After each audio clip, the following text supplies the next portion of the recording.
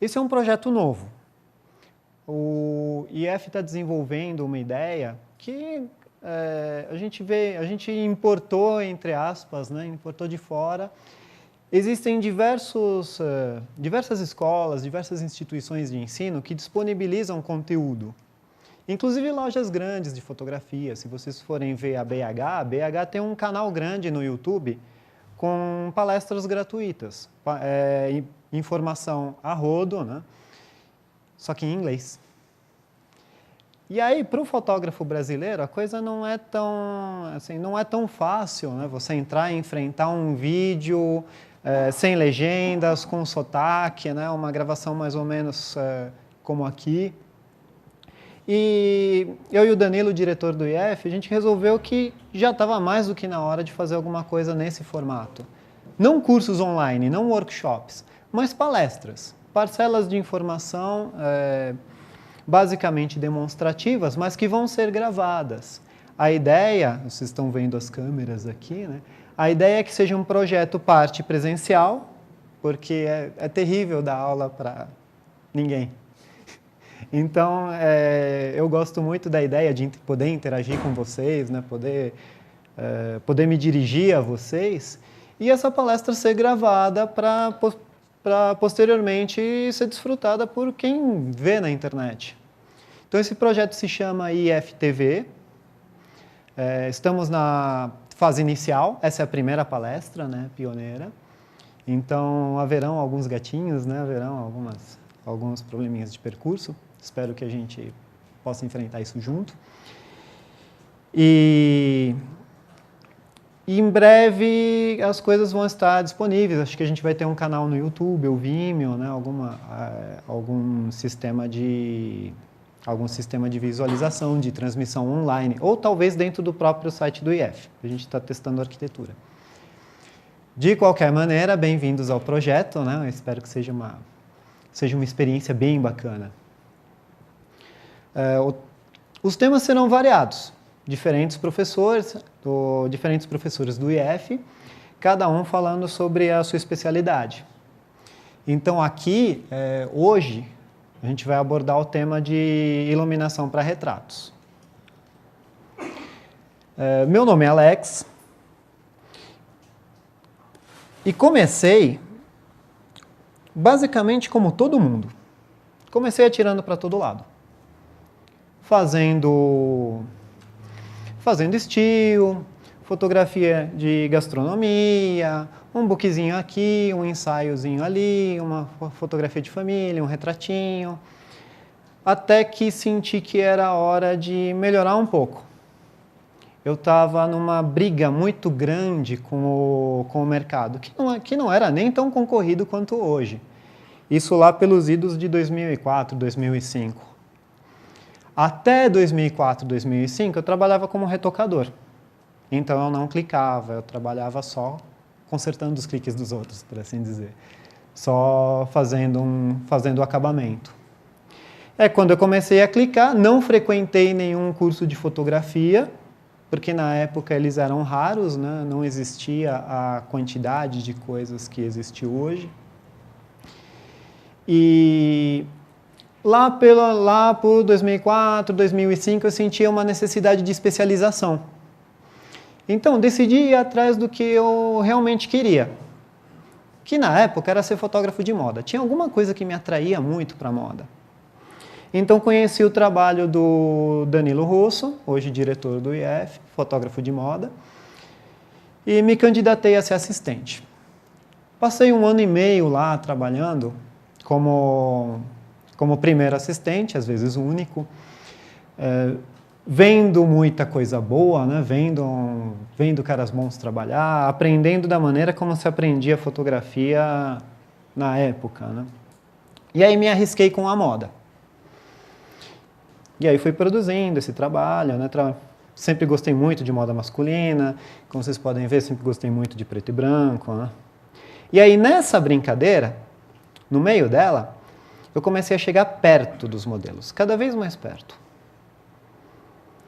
E aí eu comecei a fazer retratos.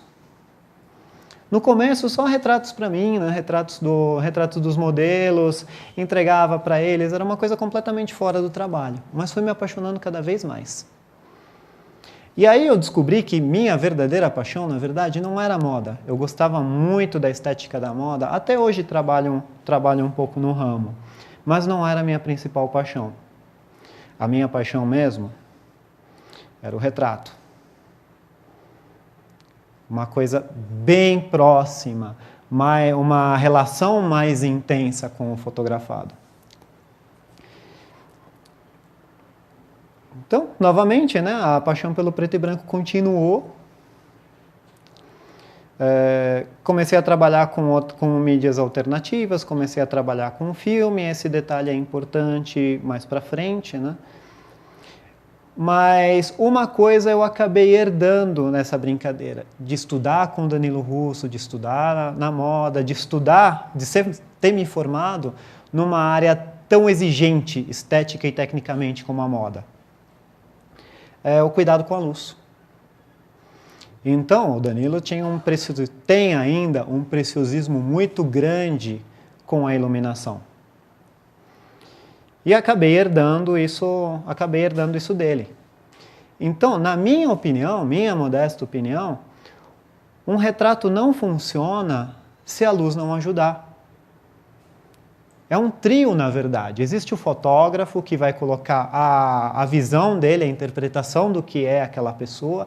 Existe a pessoa que vai confiar ou não em você, vai te oferecer ou não uma performance digna, né? E existe a luz. A luz vai servir de palco para nós dois, tanto para mim como para o retratado. Então, em toda a fotografia, a luz é muito importante, a luz é matéria-prima.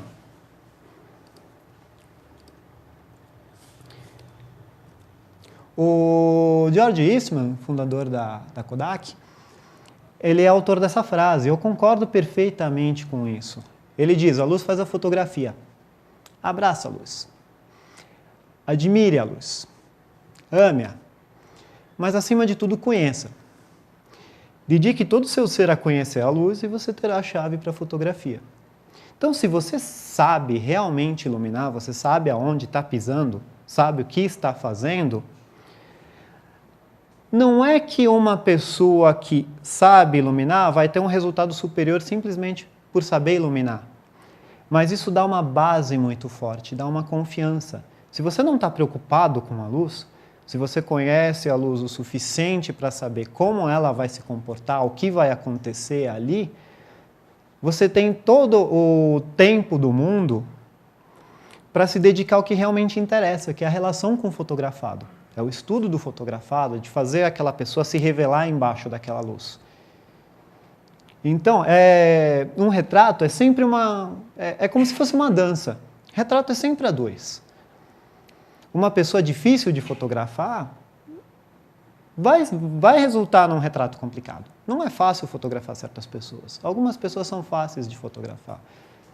Mas tem que existir uma empatia, tem que existir uma conexão entre o fotografado e o fotógrafo. E essa dança, por assim dizer, ela vai acontecer em que palco? Na luz. É a luz que vai fazer a cama para o trabalho todo.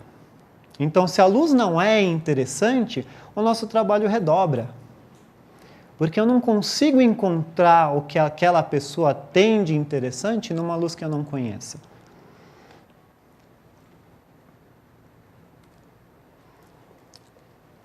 Em primeiro lugar, quando a gente está pensando em fazer retrato, a gente precisa de um ponto de destino. Eu tenho que ter na minha cabeça aonde eu quero chegar. Então, que tipo de retrato eu quero fazer? Que referências eu tenho? O que eu quero extrair daquela pessoa? Qual vai ser o meu acordo com o retratado? Então, às vezes, o meu acordo é eu dar vida a um personagem que aquela pessoa quer interpretar. É a pessoa? Não. Ela está fazendo uma performance para mim e eu estou aceitando. É ético? É correto? Sim. Sendo um trabalho a dois, funciona perfeitamente. eu posso tentar enganar aquela pessoa que eu estou fotografando? Por exemplo, você me oferece uma determinada performance. Todo mundo oferece. A partir do momento que você tem uma lente apontada para você, você tenta assumir controle disso, você se faz imagem. Então, eu tenho uma lente apontada para mim, automaticamente eu já cruzo os braços, já viro para o meu lado melhor, já levanto um pouco o queixo, eu tento controlar a imagem. Tem gente que faz bico, tem gente que abaixa a cabeça, existem as mais variadas reações. E pode ser que eu não aceite isso. Tá, eu quero desarmar essa pessoa e fazer uma outra coisa. Existem fotógrafos especialistas nisso. Funciona? Funciona. Eu posso te fotografar até você cansar. E aí, quando você se cansar, você vai me dar uma outra coisa, além da performance que você encenou para mim. E aí eu tenho um outro objeto, uma outra fotografia, um outro trabalho. Então, o que eu vou fazer? Quando eu piso num estúdio, numa locação qualquer, na rua, eu posso fazer um bom retrato na rua. Eu tenho que ter na minha cabeça aonde eu quero chegar. Qual que é a função do meu retrato? É um retrato, por exemplo, para um ator? Ele precisa daquela imagem para se vender. Ele precisa levar aquela imagem para diretores de teatro, e diretores de teatro têm que olhar para aquela imagem e ver, esse cara é um bom ator. A pessoa quer simplesmente parecer bonita para um book particular, eu tenho que colocar a beleza dessa pessoa ali. E se a pessoa não for bonita? Todo mundo tem alguma coisa de interessante. Todo mundo, sob alguma luz, é belo. Pode não ser para os nossos padrões de estética, mas tem alguma coisa de belo em todo mundo. Então, em algumas pessoas é mais difícil. É mais difícil a gente se despir dos nossos padrões para conseguir enxergar isso. Em outras não, outras pessoas concordam perfeitamente com os nossos padrões. E aí fica mais fácil o trabalho. Mas fato é que eu preciso de uma bagagem, eu preciso de uma referência para saber aonde eu quero chegar e o tipo de trabalho que eu quero fazer.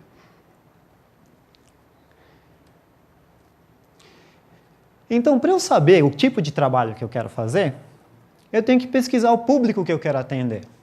Porque existem diversos tipos de retrato. Existe o retrato de família, existe o retrato para book, existe o retrato editorial, existe o retrato para atores, artistas em geral. Cada um deles tem uma função e uma certa lógica, ligeiramente diferentes.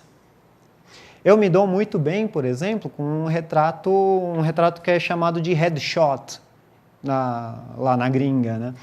Que são os closes de rosto. É aquele retrato típico de capa de revista. Quando você olha, especialmente revistas de comportamento, você pega a capa da Rolling Stone, a capa da Alpha, a capa da GQ, qualquer uma delas vai ter basicamente um headshot na capa e matérias ilustradas com diferentes retratos. Então, esse é meu terreno favorito. Não que eu não fotografe uma família se for necessário, mas o meu olhar, as minhas referências são muito mais puxadas para isso.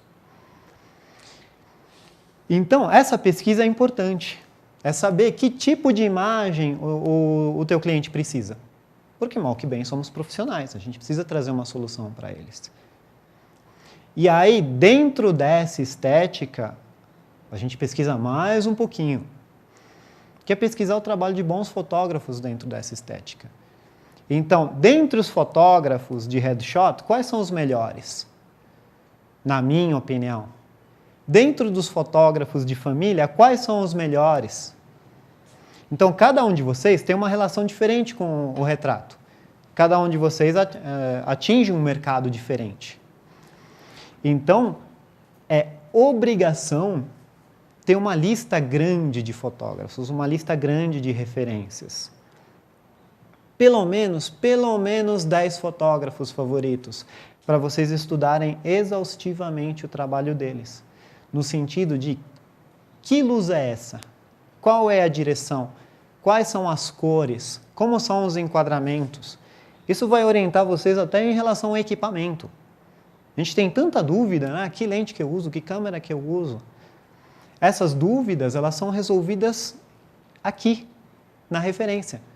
Porque para chegar num determinado resultado, aí já não é qualquer equipamento que serve. Vocês vão precisar de um equipamento específico para fazer aquilo. Às vezes mais do que um. Eu vou mostrar rapidinho algumas referências, as minhas, né? As minhas favoritas. Então, cada um procura pelas suas. Eu gosto muito, muito, muito do Albert Watson. O Albert Watson, ele é um dos grandes retratistas e ele tem uma capacidade de síntese muito grande. Ele cria personagens e ele tem uma precisão na iluminação absurda. O Dan Winters, ele é mais moderno do que o Albert Watson, mas também tem uma precisão incrível ao iluminar e ele dá uma dimensão diferente para cada pessoa. Não é uma luz padrão. Ele não coloca, por exemplo, uma sombrinha a 45 graus e define que aquilo é a luz dele. Não, ele desenha a luz para cada uma daquelas pessoas. O David Bailey é um cara mais dinâmico, ele fotografa mais grupos.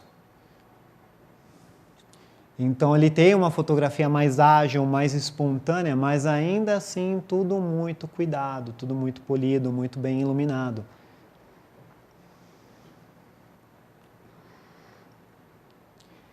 E na imensa maioria, preto e branco, lógico, é a minha preferência, né? Não quer dizer que seja de vocês.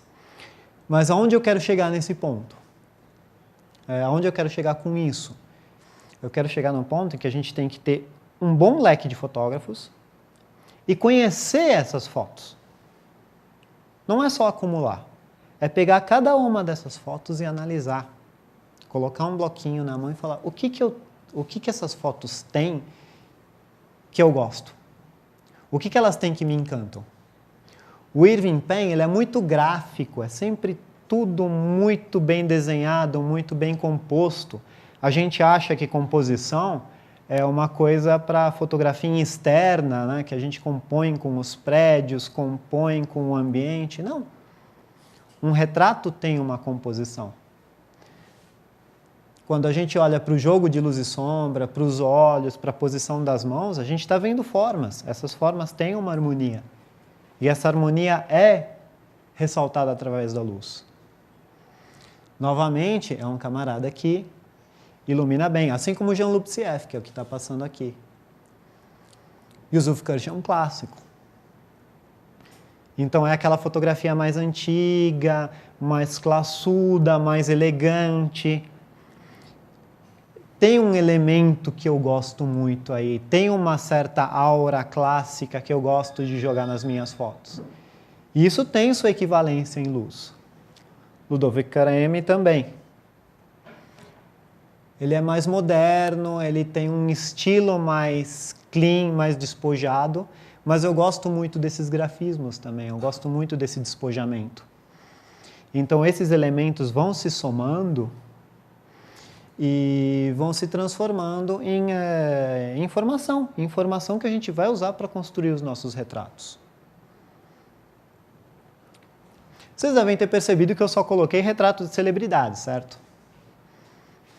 Por que eu me interesso tanto por retrato de celebridade e fotografo pessoas comuns? Porque, de certa forma, é a minha ideia. Essas pessoas, elas não são modelos.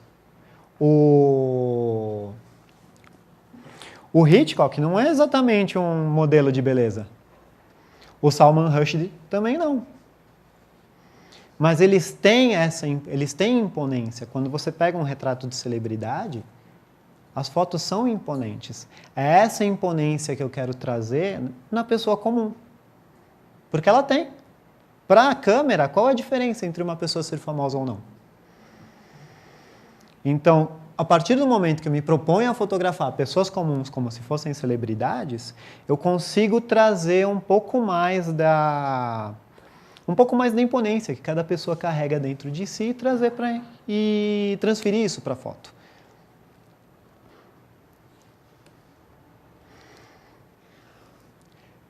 Então, a gente precisa se preparar também para retratar, entender qual é o papel do retrato. Infelizmente, tem pouca coisa boa em português sobre o retrato em si, porque o retrato tem uma função social que mudou ao longo da história e a cada geração, a cada mercado, a cada público-alvo, nós retratistas temos um problema diferente para resolver. A gente tem um contexto diferente para resolver. Então é bom conhecer esse contexto e conhecer as soluções que foram dadas anteriormente.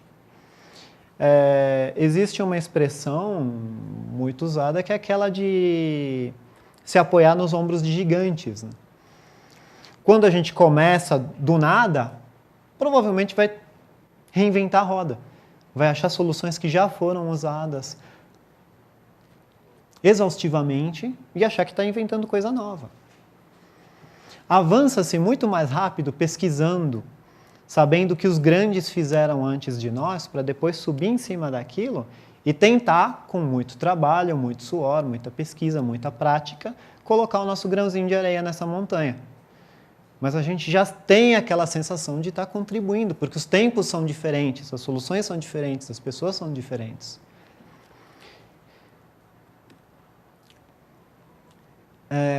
Esses 3 livros eu considero básicos. Básicos no sentido de darem a base para a gente. Infelizmente, só um é em português. Mas o primeiro, o Portraiture, ele fala sobre todas as representações todas as representações da face humana. Desde o desenho, pintura, escultura, desde os primeiros desenhos de pessoas que se conhecem até os dias de hoje. Então, quais foram as funções do retrato que mudaram ao longo da história e como essas necessidades humanas foram sendo resolvidas pelas tecnologias da época. O Faces, ele segue a mesma linha, mas ele é dedicado à fotografia. Então, ele parte do daguerreótipo até o final da década de 70, que é a época em que o livro foi escrito. E o Identidades Virtuais, que é uma leitura muito boa também, recomendo para todo mundo, que fala sobre a nossa relação com o retrato, a relação da sociedade com o retrato. Quando a gente se mune de teoria, tem uma base bastante boa para saber aonde quer chegar. Então, a partir do momento que eu entendo o meu papel, minha função na sociedade enquanto retratista do meu ramo, porque o retrato é um negócio imenso, eu consigo desempenhar melhor o meu papel.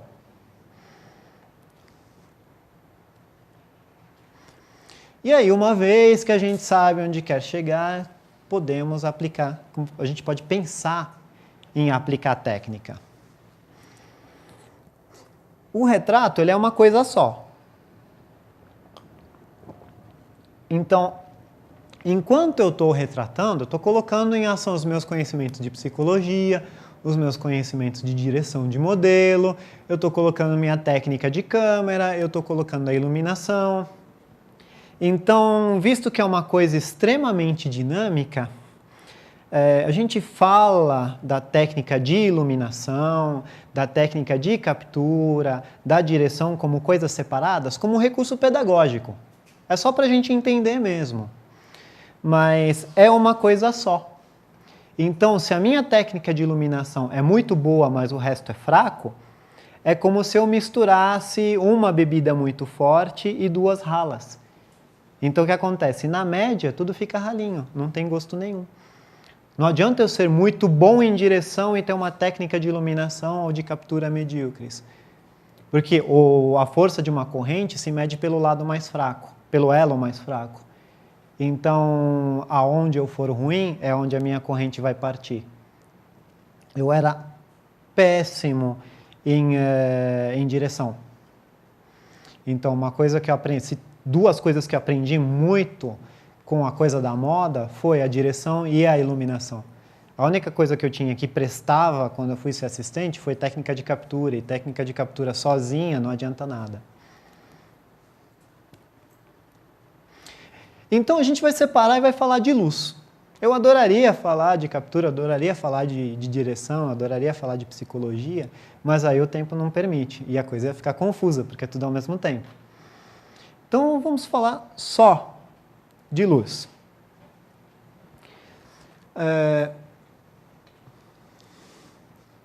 A visão, ela não é uma coisa inata.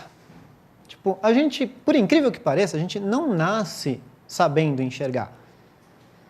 A gente abre os olhos, sim, mas não enxerga direito. Como é que a gente sabe disso?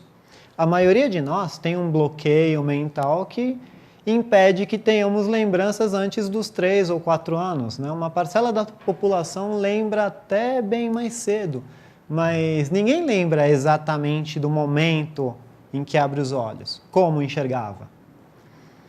E aí, eu vi uma palestra muito interessante no TED Talks. Alguém de vocês conhece o TED Talks? São palestras mais ou menos nesse molde, assim, nesse molde fisicamente, né? Uma pessoa enfrentando uma plateia falando durante 20 minutos de um projeto ou um tema interessante. E aí tem um camarada que chefia uma fundação chamada Fundação Prakash, na Índia. Eles estudam a visão humana. E aí é um toma lá da cá, tem sua contrapartida social. Eles tratam enfermidades em crianças, entre elas cegueira precoce, crianças com catarata congênita e por aí vai. Em troca, eles estudam o aprendizado visual dessas pessoas. Então, removendo cataratas de crianças que nasceram com aquilo aos 13 anos, eles tiveram acesso ao aprendizado visual de uma pessoa que começou a enxergar pela primeira vez e, dessa vez, podia descrever, podia dizer exatamente o que estava vendo. Então, descobriu-se que a visão não tem nada de inata.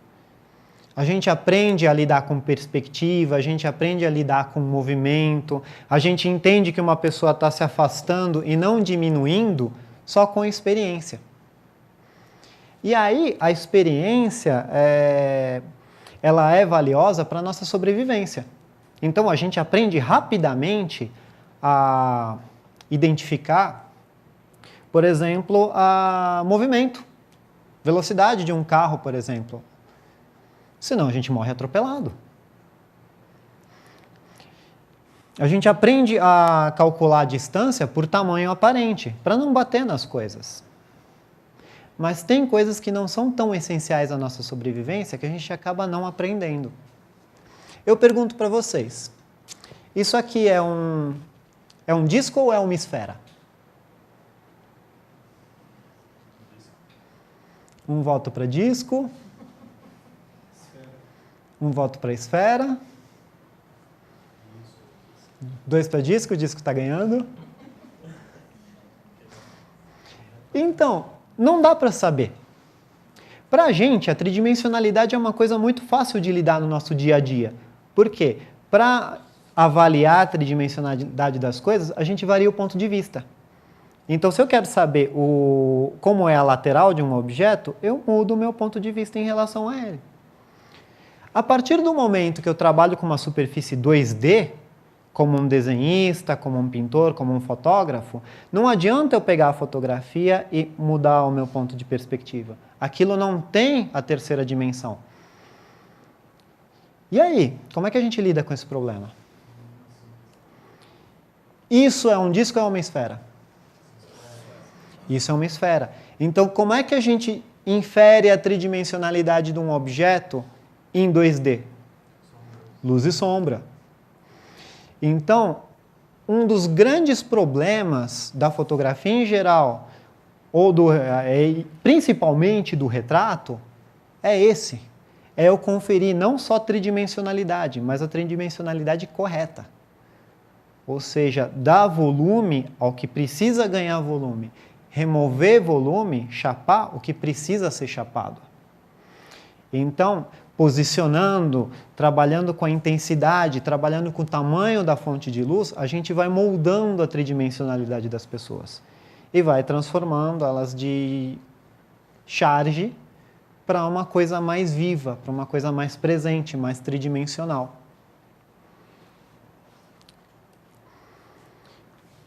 Então, todo mundo que estuda iluminação aprende as características básicas da luz. As primeiras propriedades, que são direção, a luz tem que vir de algum lugar, natureza, a luz tem que ser suave ou dura, né? A gente descreve a luz como suave ou dura. Intensidade, eu tenho muita ou pouca luz, e cor, a luz é branca, ligeiramente amarelada, azulada ou de alguma outra cor qualquer, ou é assumidamente colorida. Dessas características, para mim, no retrato, a rainha é a direção. Porque eu posso ter uma luz de uma cor que eu não tenho controle, eu posso ter uma luz mais dura ou mais suave do que eu desejaria, ainda posso produzir um bom retrato. Eu posso ter mais ou menos luz do que eu gostaria, eu posso me adaptar com a técnica de captura, mas se a luz estiver vindo da direção errada, eu não consigo fazer a foto. Eu não consigo dar uma tridimensionalidade agradável para a coisa. Olhem só que interessante. Tem uma banda, acho que chama o Pale, que tem uns vídeos bem bacanas, e um deles me chamou muito a atenção, que é uma citação a um filme francês da década de 60 ou 70, se não me engano, mas ele mostra de uma maneira bastante dinâmica o efeito da direção da luz no rosto de uma pessoa.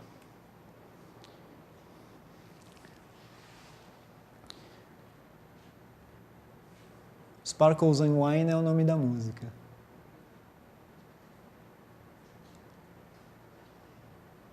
Então tem uma luz em um suporte rotativo,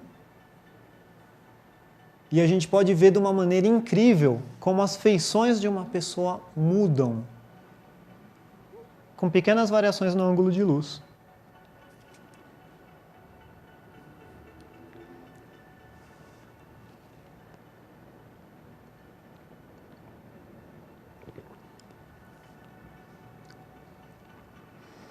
Vocês percebem que ela parece mais bonita em alguns instantes, menos em outras, com um rosto mais fino em alguns instantes, mais largo em outros.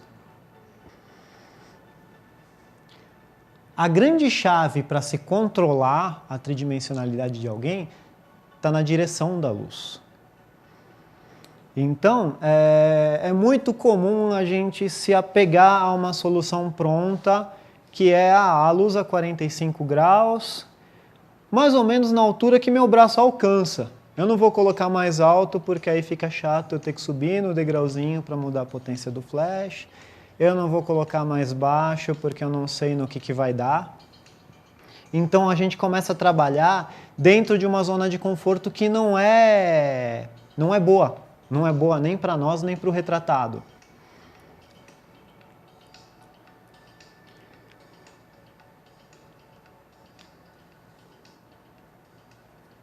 Foi.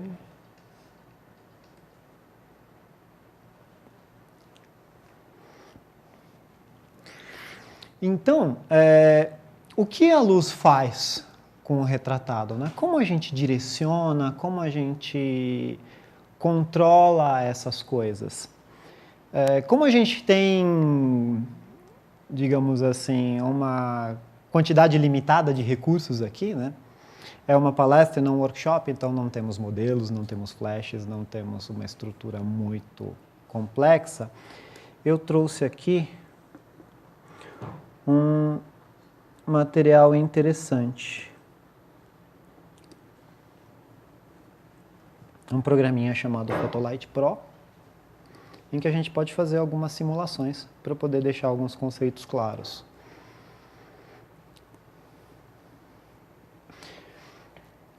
Dá para ver? Dá. Então,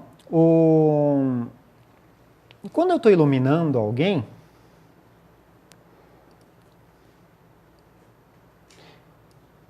a posição da luz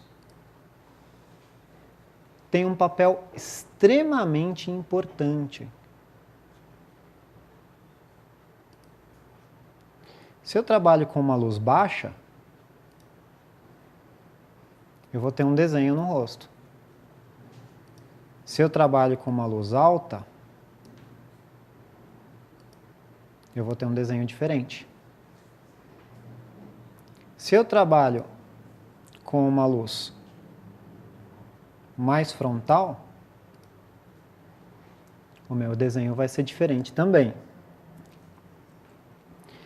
Então, quando a gente está trabalhando com a luz, a orientação da pessoa em relação à luz, ou vice-versa, é extremamente importante.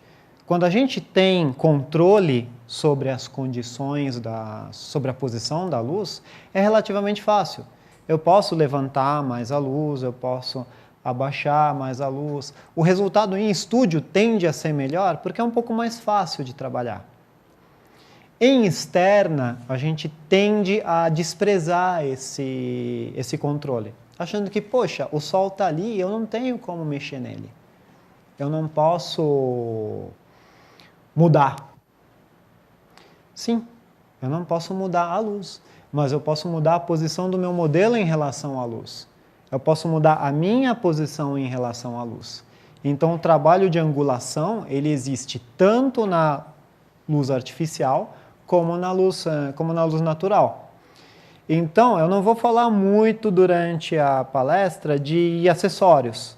Não chega a falar, não, essa luz a gente faz com octa, essa luz a gente faz com softbox, essa luz a gente faz com sombrinha. Propositadamente, eu vou ser pouco específico em relação a isso. Eu vou falar mais em fontes de luz grandes e pequenas. Porque uma fonte de luz grande pode ser qualquer coisa. Pode ser um softbox, pode ser uma janela grande, pode ser uma porta, pode ser qualquer coisa. Uma fonte de luz pequena pode ser o sol, pode ser uma luminária, pode ser uma janela pequena. Então fica a cargo da imaginação de vocês encontrar essas soluções.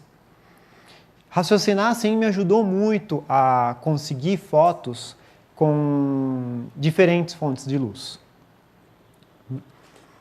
Porque é difícil trabalhar com flashes em determinados casos. Às vezes é mais fácil trabalhar com luz ambiente, às vezes é mais fácil trabalhar com luz artificial, às vezes é interessante misturar as duas. Essa foto aqui, por exemplo, ela parece ter sido feita em estúdio, mas ela não é luz natural. Como foi feita? Rebatedores. A moça estava na sombra, eu aproveitei um rebatedor grande para devolver luz suficiente só para dar direcionalidade. O suficiente para eu ter essa moldura no rosto, um pouquinho de tridimensionalidade no nariz, para criar um desenho no rosto dela. É uma luz bem suave. Aqui já é estúdio, já é uma luz bem dura. Já é uma luz mais dura, mais controlada, é uma proposta um pouco mais ousada do que a anterior. Mas eu gosto do resultado, ficou bacana. Aqui eu tenho luz ambiente também. Essas fotos foram feitas em sol praticamente meio-dia, mas ele está na sombra. Aproveitou-se um pedacinho de copa de árvore para colocar ele embaixo e o resto está ao sol. E o outro retrato é em estúdio, se não me engano, acho que isso é luz contínua. Então, o tipo de fonte, se vai ser speedlight, né, se vai ser flechinho dedicado, se vai ser tocha de estúdio, se vai ser uma luz contínua como essa, se vai ser simplesmente uma janela, não faz muita diferença. O que interessa é a qualidade da luz, né, o tipo de sombra que essa luz vai dar e, o mais importante de tudo, a direção. E aí vem a pergunta, né? Pô, o que resolve a minha direção? No que eu penso quando eu estou fotografando? No que se pensa quando está fotografando? Num mundo ideal, a gente iria explorando todas as possibilidades, né? Até o instante mágico em que eu encontro a luz perfeita, né? Para aquela pessoa, para aquele momento. Um dos fotógrafos que eu mostrei aqui, o Robert Mapplethorpe, ele fotografava flores. E ele passava horas estudando as flores, iluminando de tudo quanto era lado, para chegar na luz que ele considerava perfeita para aquela flor. E ele dizia mesmo que só existia uma luz para cada flor. A luz era diferente para cada uma delas. Eu concordo com ele, mas eu não parto do zero. Eu parto de uma estrutura.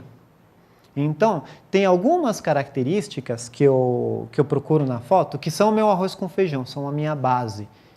E se eu tiver tempo, se eu tiver empenho do retratado, eu desenvolvo.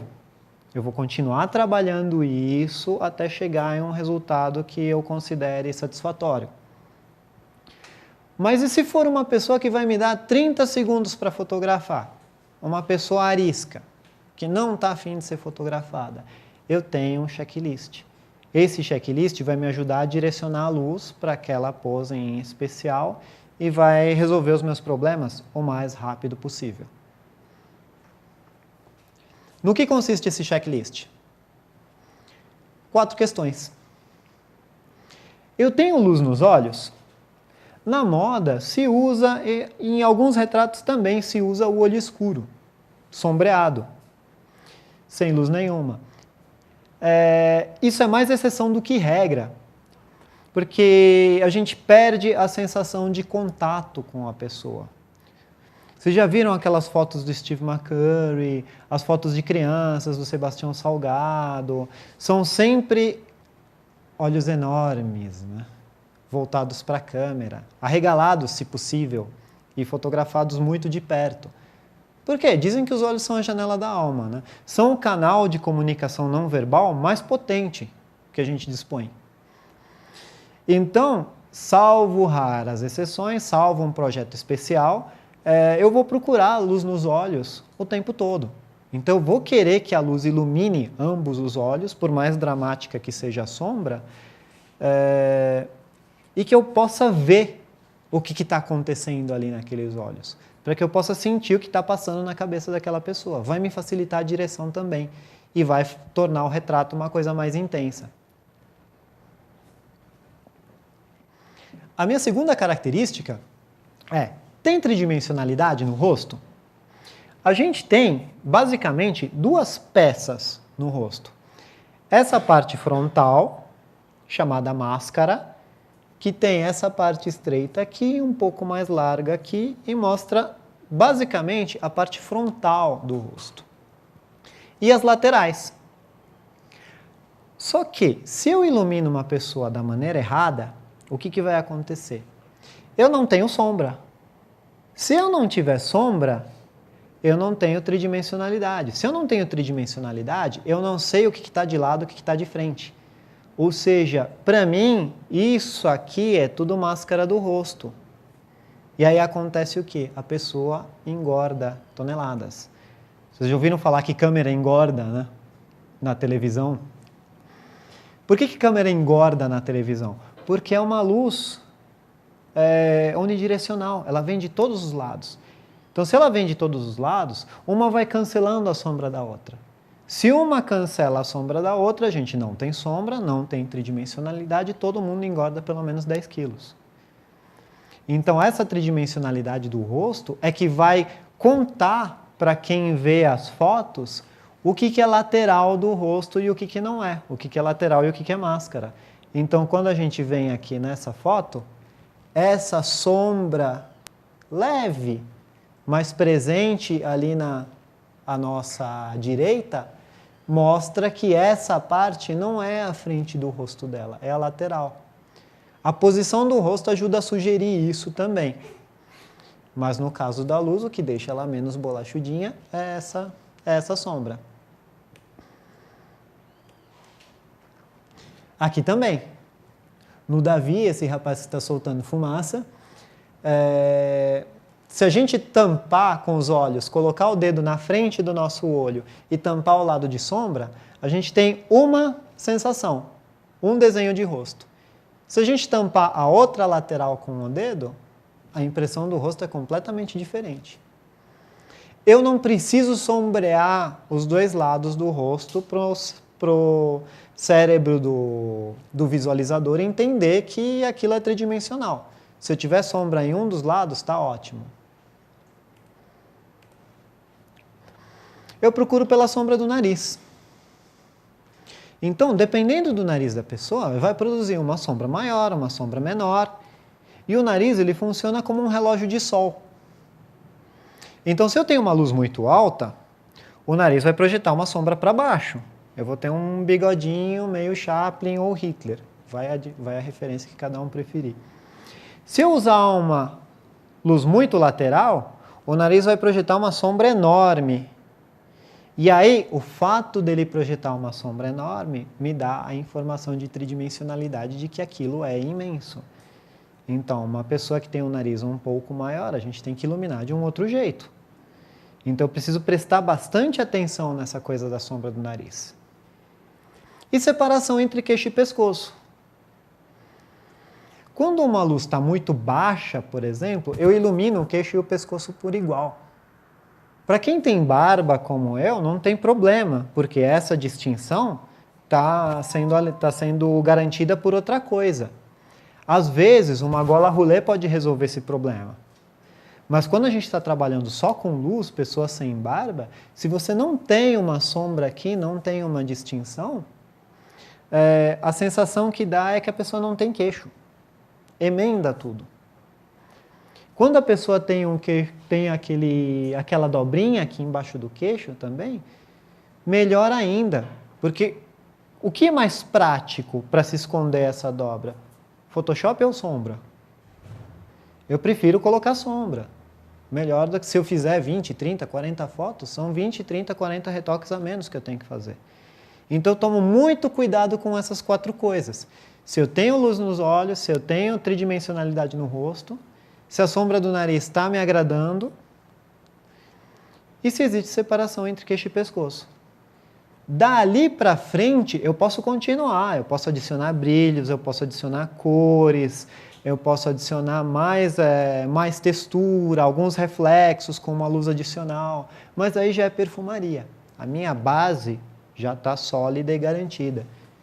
E se vocês anotarem isso num bloquinho e olharem todas as fotos que vocês acham impressionantes, eu vou dizer que a imensa maioria, para não dizer todas, vai responder positivamente a essas 4 questões. Se vocês garantirem essa base, a foto vai sair, no mínimo, correta. E de correto para bom é questão de só um pouquinho mais de trabalho.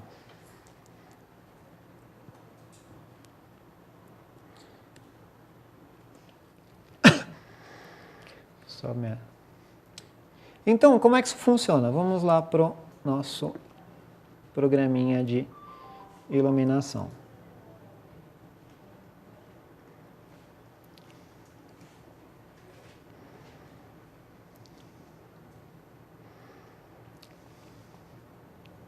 Então, vou pegar, por exemplo, vou simular uma luz normal aqui e iluminar como qualquer um de nós iluminaria.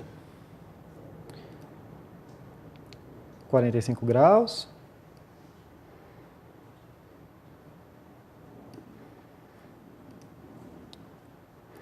Altura mediana.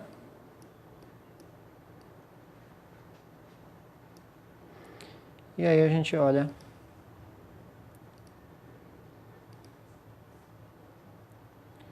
Pare.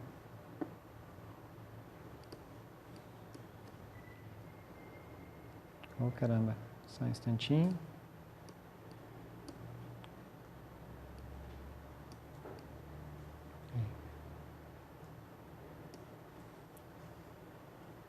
O que aconteceu aqui?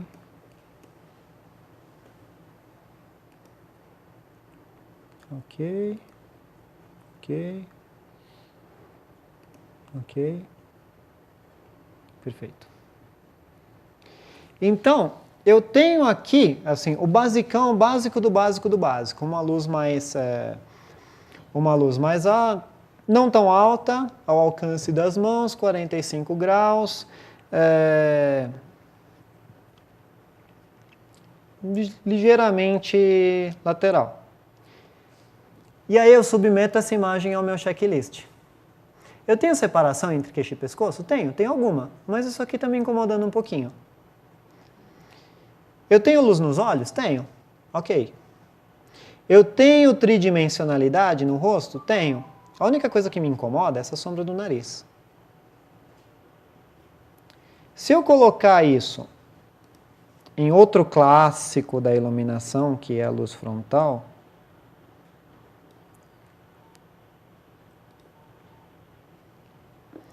eu tenho uma ideia de tridimensionalidade muito pobre.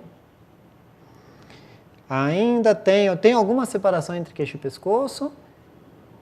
A sombra do nariz ainda me parece meio larga. Então, como é que eu vou orientar? Eu vou tentar fazer com que a visualização da pessoa seja a melhor possível. Eu vou complicar ainda mais a minha vida. Vamos trabalhar com uma pessoa um pouco mais fora do nosso padrão. E aí ele pergunta, você vai passar um Photoshop em mim? Não, não vou. Eu vou trabalhar basicamente com luz. Então, como é que a gente analisa um rosto e como é que a gente ilumina o rosto, seguindo essas circunstâncias não tão usuais? Em primeiro lugar, eu vou subir a luz, porque eu quero esconder isso aqui.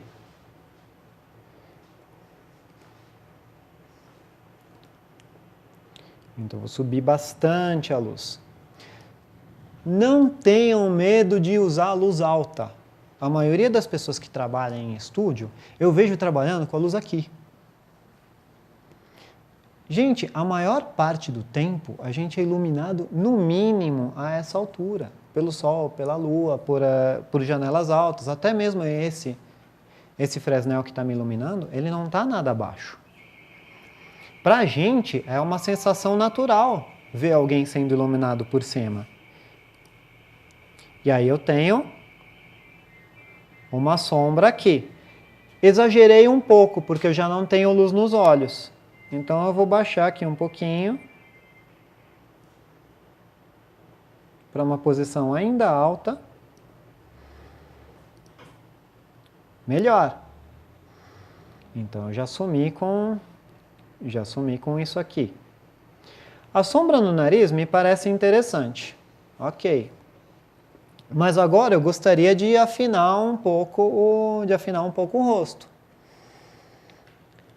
Como é que a gente afina um pouco o rosto? Como é que a gente afina com luz? Vocês já ouviram falar naquela história de que listras verticais emagrecem? E listras horizontais engordam? Então, isso existe mesmo. A sensação que a gente tem quando vê listras verticais é que realmente aquele objeto, aquela superfície é mais fina do que se ela fosse lisa. Como é que a gente cria listras numa pessoa? Com luz. Então, para me ajudar um pouquinho, eu peço para o meu camarada virar para o lado. Já vai me afinar um pouquinho. Ok. Vou lateralizar a luz. Quanto? O suficiente para me dar uma sombra do nariz agradável. O quanto eu vou lateralizar vai depender muito do nariz da pessoa.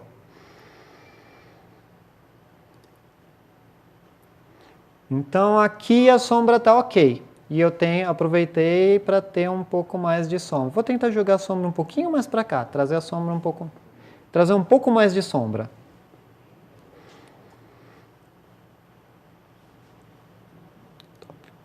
Deixar um pouco mais lateral. Ok? Agora eu tenho uma boa área de sombra aqui.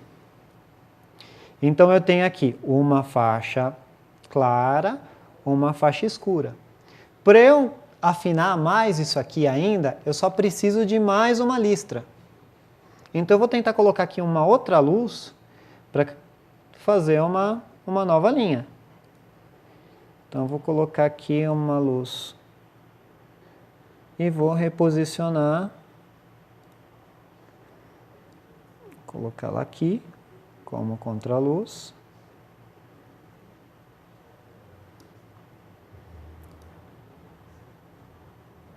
Mais para nem percebem que começa a ter um brilho aqui?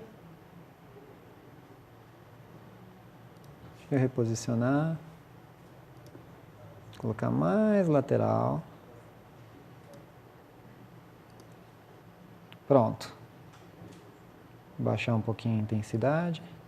E aí eu tenho um padrão, eu tenho uma parte clara, uma parte escura e uma outra parte clara. Então a sensação que eu tenho é que afinou mais. Ajusto. Ops.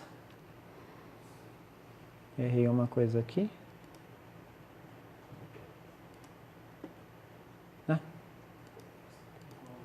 Eu troquei o...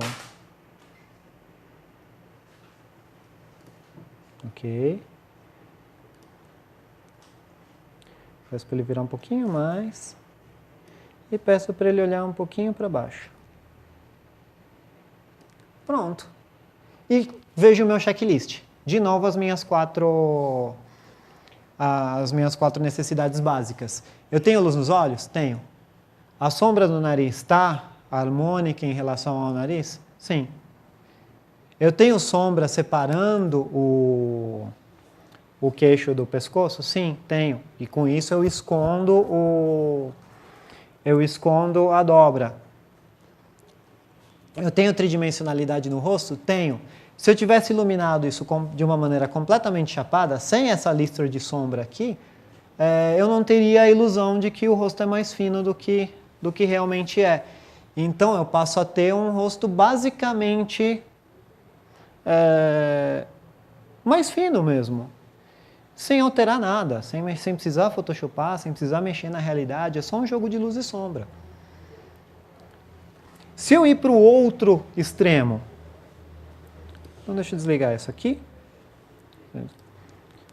Se eu pegar, por exemplo, uma pessoa extremamente magra, essa luz vai emagrecer o camarada ainda mais. Então o que eu vou fazer? Primeiro eliminar as listras.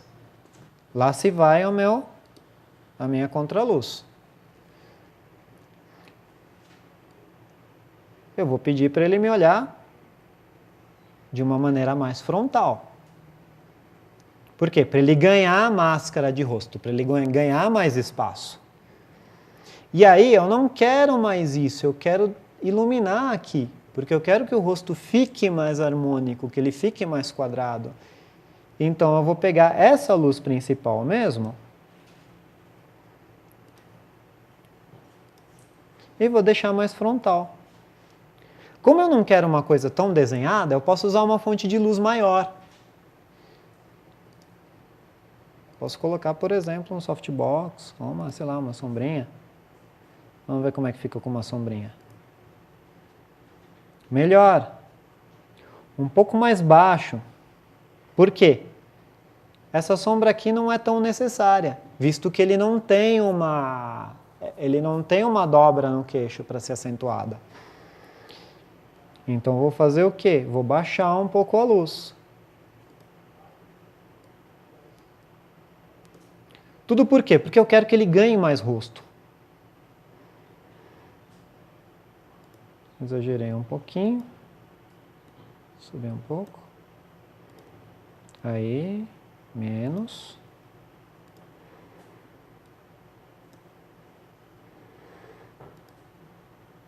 Ok.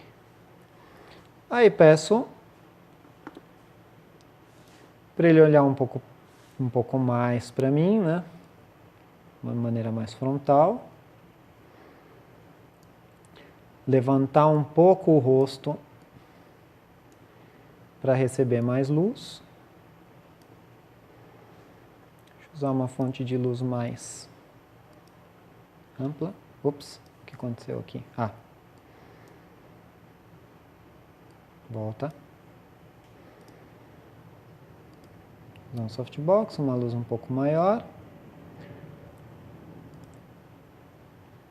Baixar um pouquinho mais. Qual é a ideia? É aos poucos ir tirando isso aqui. Vira um pouquinho.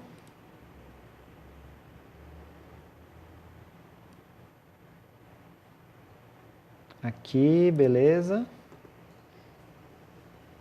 E aí, eu me movimento um pouco também.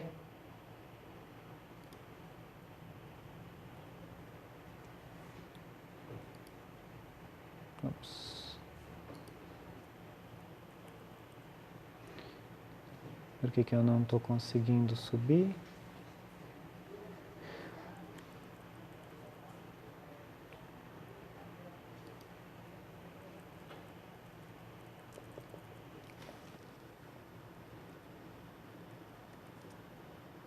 Ops.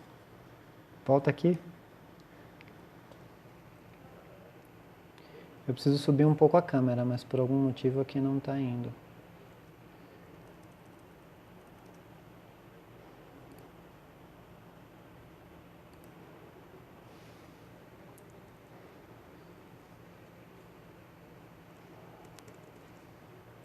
Deu um pequeno pau aqui. Mas qual é a ideia? Agora eu precisaria baixar um pouco a câmera só para aumentar a dimensão do queixo, mas eu estou ganhando mais rosto aqui. Conforme mais eu eliminar essa tridimensionalidade, melhor. Se eu quiser, por exemplo, colocar uma segunda luz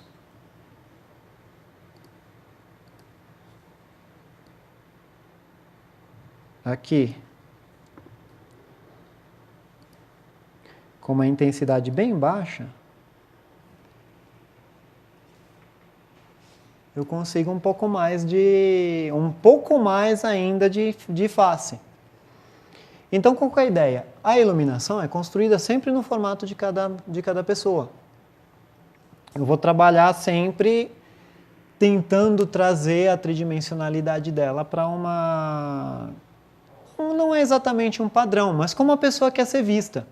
Cada um de nós, quando quer se fazer imagem, ele tem uma ideia pré-concebida. Então, quando a gente diz, eu saí bem na foto, é porque naquele momento o jogo de luz entre a luz, a gente, a nossa tridimensionalidade e o ponto de vista da câmera colaborou. Então, quando a pessoa é maior, ela quer se afinar, a gente adiciona listras, adiciona sombra. Vai alternando, brilho e sombra, brilho e sombra. Para quê? Para diminuir. Quando a pessoa é mais fininha, cabe alargar, cabe chapar de luz. Por isso que modelo é tão magra. A gente vê na moda, assim, as modelos magrinhas e extremamente carregadas na maquiagem. Por quê? Elas vão ser iluminadas de frente. Então, elas vão ser iluminadas completamente de frente e vão ganhar muita massa, por assim dizer. E, de certa forma, isso já é pré-compensado. Então, especialmente modelo mulher, é muito iluminada de frente, fica bolachudinha mesmo. Então, é compensado e a maquiagem serve para desenhar as sombras que essa luz não desenharia. Até aqui tudo bem? Eu esqueci de mencionar. Vocês podem interromper a qualquer momento com dúvidas, perguntas, a menos que a pergunta não tenha nada a ver com o assunto. Mas, assim, por exemplo, se for alguma dúvida, sei lá, sobre direção, equipamento, qualquer coisa do tipo, pode se perguntar no final. Mas a qualquer momento, sobre uma dúvida sobre o tópico que a gente está falando, vocês podem interromper à vontade.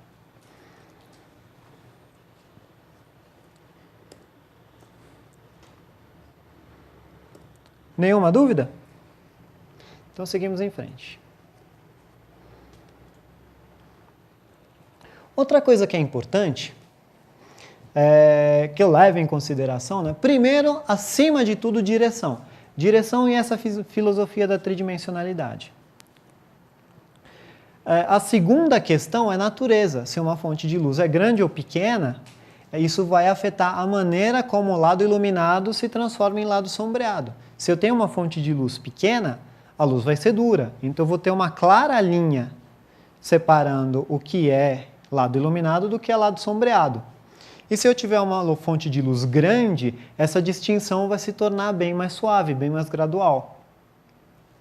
Isso acaba influenciando a maneira como a gente fotometra as coisas também. E luz suave, ela é consequência só de fonte grande. Então, não faz diferença se é natural, se é artificial, se é contínuo, se é flash. Se eu tenho um flashzinho, daqueles dedicados de câmera, e aponto para o meu retratado diretamente, eu tenho uma fonte de luz pequena. Agora, se eu viro esse flash para a parede, o que vai acontecer? O flash vai iluminar uma área mais ou menos desse tamanho na parede, e essa é a fonte de luz que vai iluminar o meu retratado. Então, o flash direto, ele vai fornecer luz dura. O flash rebatido, ele vai fornecer luz suave. Outra maneira de aumentar o tamanho da fonte de luz é usar algum material de filtro. Uma cortina, um papel vegetal, um material que se usa em cinema que é chamado de Tecron, que é uma espécie de vegetal sintético. Enfim, qualquer coisa translúcida, qualquer coisa que me dê a sensação de acender. Então, quando a gente fala de acessórios de luz, da sombrinha translúcida, do softbox, do Octosoft. As pessoas falam muito do Octosoft, né? Falam, o Octa é uma luz sensacional para retrato, porque ele tem o filtro tal, porque ele é em formato de octógono. Na verdade, isso tem lá um fundo de verdade, mas, a grosso modo, a única coisa que um acessório faz é mudar o tamanho da fonte de luz. Então, se eu não tenho um Octosoft à mão e eu quero uma luz parecida com aquilo, eu só preciso de uma fonte de luz daquele tamanho. Pode ser uma placa de isopor, pode ser uma camisa, pode ser um lençol, pode ser um pedaço de vegetal, pode ser uma janela, qualquer coisa que acenda com a minha fonte de luz e me forneça uma fonte de luz secundária daquele tamanho, vai me dar basicamente aquela luz. Então, os acessórios não vendem luz, eles vendem inconveniência. Porque tudo bem, a partir do momento que eu tenho um softbox, eu não dependo mais de uma janela. Eu não dependo mais de ter uma parede perto. Mas eu não estou preso ao softbox, eu não estou preso à sombrinha para fazer retratos com uma qualidade de luz boa. Se eu precisar, por exemplo, fazer um retrato ambientado, antes de tirar os flashes da bolsa, antes de mais nada, eu vou dar uma volta pelo lugar. Ver se existe uma luz interessante. Se existe uma fonte de luz pequena, se eu quiser fazer uma coisa mais focada, ou se eu quiser fazer uma coisa mais abrangente, com uma luz mais suave, se existe uma fonte grande. Eu já fui fotografar pessoas que moravam em um apartamento que a lateral toda era envidraçada. A luz do sol ali era mais bonita do que de qualquer estúdio que eu pudesse montar. Então, por que eu ia tirar os flashes da bolsa? Eu só tiraria os flashes da bolsa se eu quisesse uma luz dura. Aí eu ia precisar pedir para fecharem todas as cortinas, botar um flashinho, porque seria a única maneira de ter luz dura. Mas não ter fontes ou acessórios de luz não é impedimento para a gente chegar na luz que se quer. Então aqui, essa foto é em externa. Isso foi feito numa travessinha da Paulista, que tem uns bancos e tem um muro de mármore sensacional, que tinha uma certa tonalidade que me lembrava a pele da modelo. Então coloquei de lado. A única coisa que foi necessária foi, acho que alguém precisou segurar o meu casaco ali em frente dela, porque era um casaco preto, e aí ele matava um pouco da volta da luz da parede, para criar essa linha essa linha preta que ajuda a separar ela do fundo. Mas de resto, é luz natural e a sombra. Tem uma laje ali que dá uma sombrinha bonita. O sol estava horroroso, mas a luz difusa se consegue em qualquer cantinho de sombra.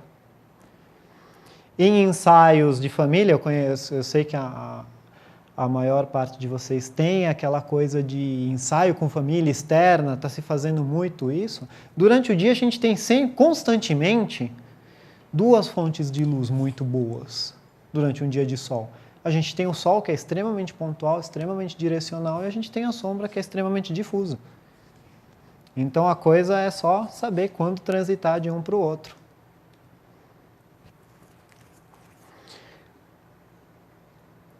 A sombrinha é uma fonte de luz razoavelmente grande. A sombrinha translúcida, no caso, essa sombrinha daqui é uma bem pequena. Então ela produziu uma imagem ainda bastante contrastada, ainda com bastante sombra.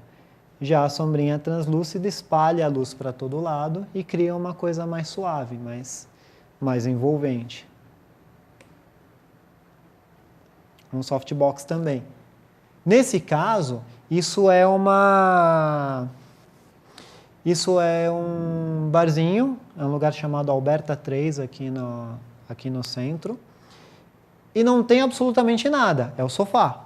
É o sofá, tudo preto, e um balcão na frente. E eu queria dar uma sensação de café. Então, o que foi necessário para fazer esse retrato? Um softbox, para fazer o papel de janela. Se tivesse uma janela, eu nem ia tirar o softbox da bolsa, eu ia colocar a pessoa perto da janela, mas não tinha. Então, vamos de softbox. Aí é que está a conveniência que o acessório te passa. Você pode montar uma janela aonde você quiser. E uma sombrinha translúcida para jogar luz para todos os lados e levantar um pouquinho a exposição geral do lugar. Então, tinha uma sombrinha virada para cima, para espalhar a luz, bem fraquinha, só para jogar um pouco, clarear um pouco essas sombras, né, como luz de compensação, e o softbox funciona como janelinha ali.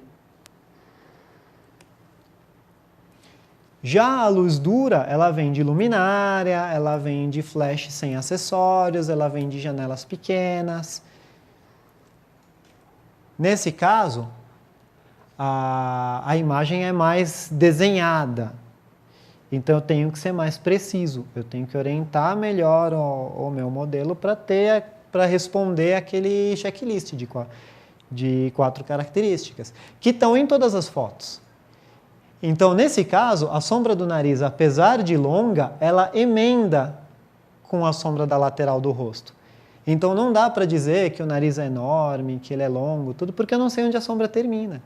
As duas se emendam e formam um triângulozinho no rosto. Na escola de iluminação americana, eles chamam isso muito de luz Rembrandt, porque o Rembrandt, o pintor, pintava os quadros sempre deixando esse triângulozinho. E aí eu tenho a separação entre queixo e pescoço, tenho luz nos olhos e tenho tridimensionalidade no rosto. Então, respondendo a essas 4 características, preenchendo esse checklist, o resto é bem tranquilo. E essa sensação de desenho, né, essa sensação gráfica, ela é dada basicamente por refletorzinhos. As fontes de luz o menor e mais marcados possível. Mesma coisa o snoot e a colmeia. Quando a gente passou pelas fotos de referência, tem uma foto do Tom Hanks, feita pelo Dan Winters, que é um fundo marrom e o Tom Hanks está com uma luz assim bem opaca, bem fraca e tem um spot só no rosto dele. Eu não lembrava da foto, lembrei depois que eu fiz. A hora que a foto foi feita, eu falei, putz, parece aquele Tom Hanks do Dan Winters, né? Por quê? As coisas entram, a referência entra na nossa cabeça. Ela fica completamente inconsciente. Não é uma coisa do tipo, vou fazer essa foto igual àquela daquele camarada. Não, você não lembra. Só vai lembrar depois, quando ver a foto pronta. Referência e composição trabalha sempre de maneira inconsciente. Quando você percebe, já fez. Não é que a gente fica alinhando a coisa com a regra dos terços, nem seguindo um layout específico. Na verdade, a única coisa que eu faço consciente é o checklist. Hoje em dia nem o checklist, na verdade. E aí, uma vez que eu gostei da minha direção, então a luz está na direção certa, a sombra tem a qualidade correta. Então, se eu quero trabalhar com um pouco mais de margem de erro, se eu quero trabalhar com uma coisa mais movimentada, mais clara, eu vou trabalhar com uma luz mais suave, ou seja, fontes de luz maiores.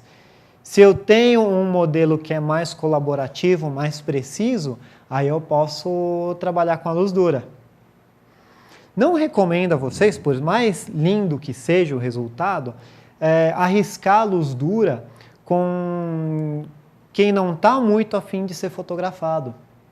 Porque é uma pessoa que não segue não se empenha muito, não segue muito a sua orientação. E com luz dura, o nariz um pouquinho para cá já está errado. Já te dá uma direção completamente diferente. Imagina fotografar criança com luz dura. Não que não seja possível, já fotografei até gato com luz dura, mas era um gato que ficava paradinho lá, todo bonitinho. Agora, criança, a gente fotografa com luz suave, por quê? Basicamente porque para ela ter liberdade de se movimentar.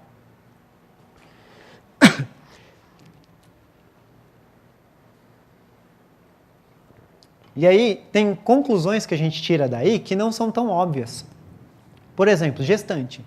Gestante a gente fotografa com luz dura ou luz suave? Se a gente parar para pensar que gestante é um problema imenso de tridimensionalidade e que ela está lá para ser fotografada com toda a boa vontade do mundo, pagando pelo ensaio, poxa, vamos trabalhar com listras, vamos trabalhar com volume, vamos trabalhar com... vamos trabalhar bastante a tridimensionalidade dela. Se a gente pega 2 softboxes, um de cada lado, enche a mulher de luz, você não consegue nem distinguir a barriga. Que dirá fazer ela se sentir mais leve, mais magra.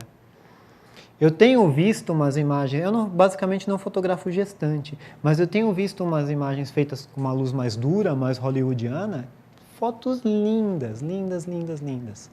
Se a gente considerar que a barriga é uma esfera, para criar degradeza ali, pô, é uma festa para quem sabe iluminar.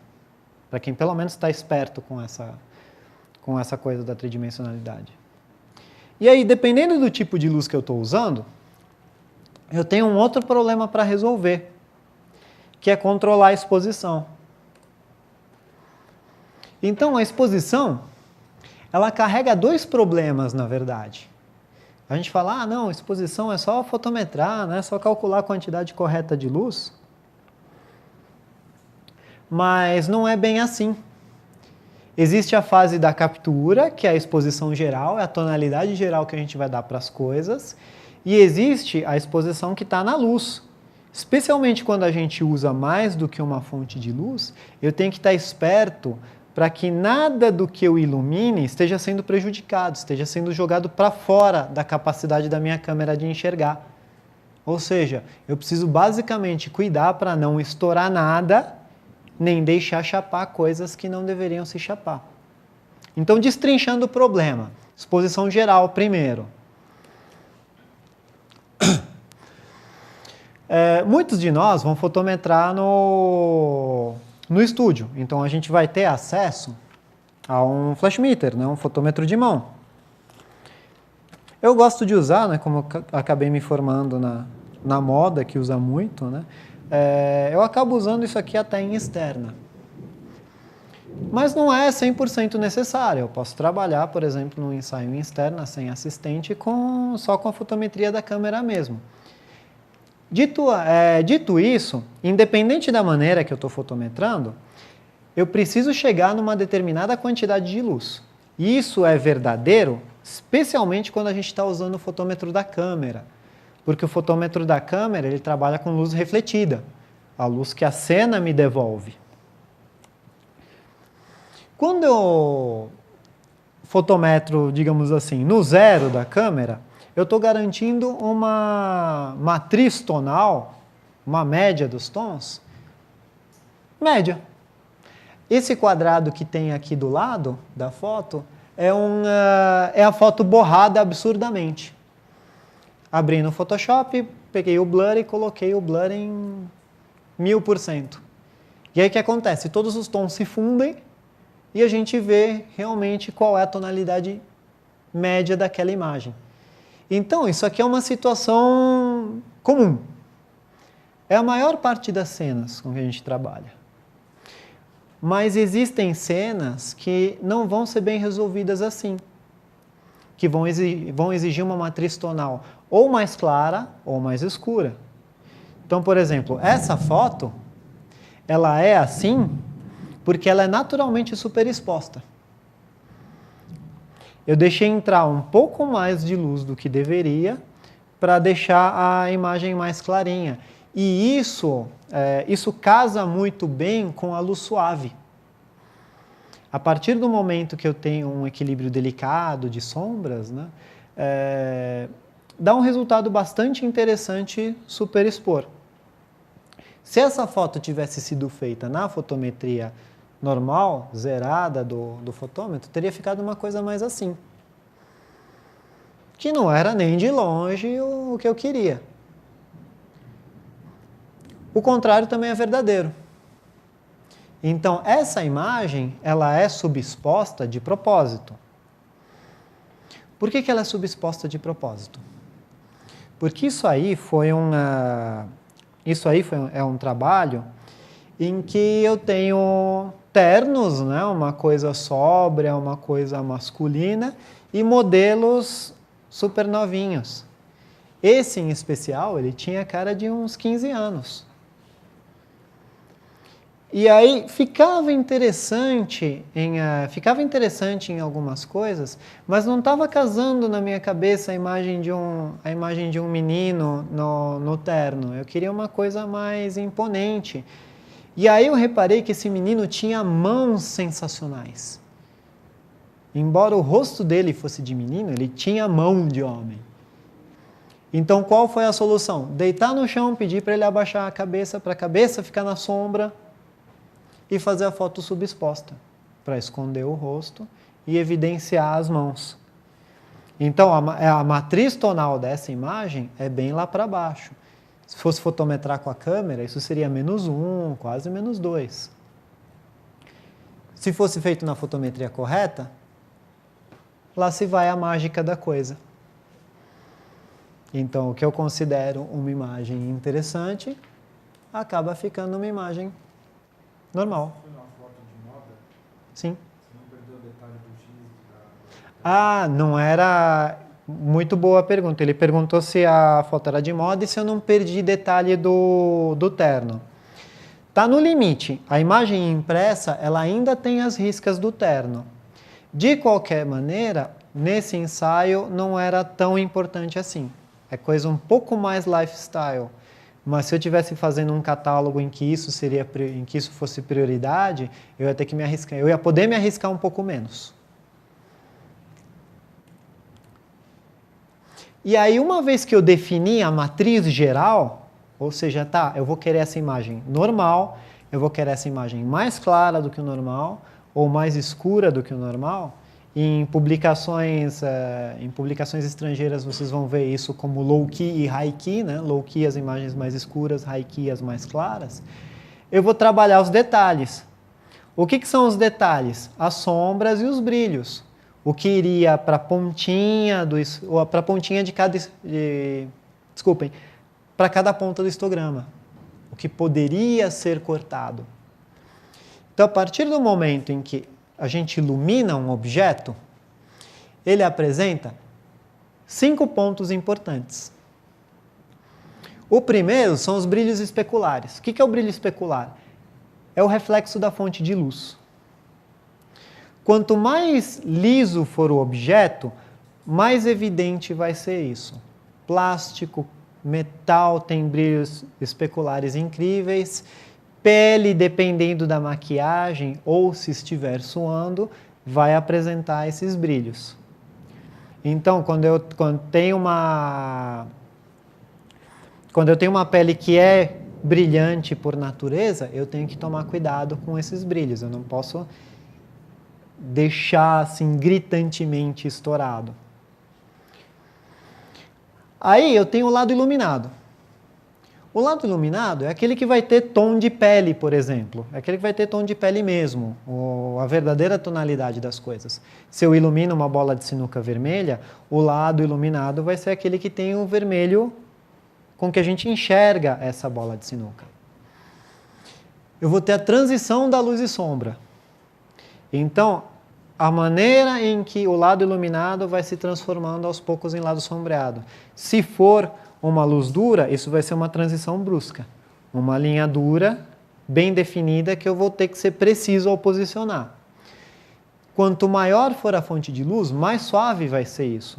E eu vou ter uma transição cada vez mais leve, até o ponto em que o lado sombreado ali é só ligeiramente mais escuro do que o lado iluminado, e eu não consigo determinar de jeito nenhum onde começa o lado iluminado, onde começa o lado sombreado.